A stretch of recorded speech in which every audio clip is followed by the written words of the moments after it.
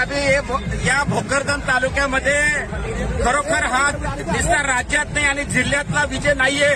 हा राष्ट्रवादी काँग्रेस पार्टी शरदचंद्रजी पवार साहेबांच्या पक्षाच्या माध्यमातून आज इथं धनशक्तीच्या विरोधात जनशक्तीची लढाई ही झालेली आहे आणि त्याच्यात जनशक्ती ही विजय झालेली आहे. आमचे राष्ट्रवादी काँग्रेस पार्टीचे नगरसेवक प्रभाग 1 ते 10 पर्यंत 9 सदस्य प्रचंड बहुमताने हे निवडून दिलेले, त्यामध्ये आमचे शफीक शेख असतील आणि आमच्या बरोबर असलेले नगरसेवक निवडून आलेले सर्व असतील.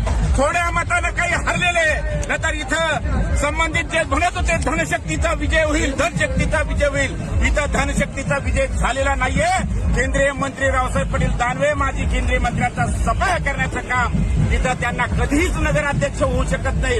पुन्हा एकदा जनतेने हे दाखवून दिलेलं आहे.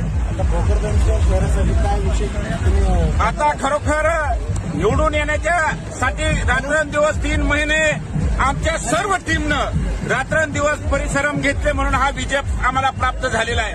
त्याबद्दल सर्व या शहरातील 18 पगड जाती धर्माचा सर्व समाजाचा मी माजी आमदार चंद्रकांत दानवेंच्या वतीनं सर्वांचे आभार व्यक्त करतो.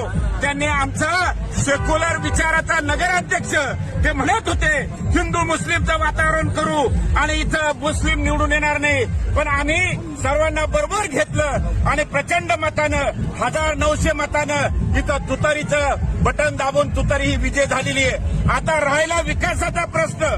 त्यांना सर्वांना माहिती आहे जाफराबाद आणि भोकरदन तालुक्यातील सर्व समाजाला मी हारलो तरी 4थ्या नंबरला या राज्यामध्ये हरल्याच्या नंतर 1,06,000 मतं घेतलेले विधानसभेमध्ये.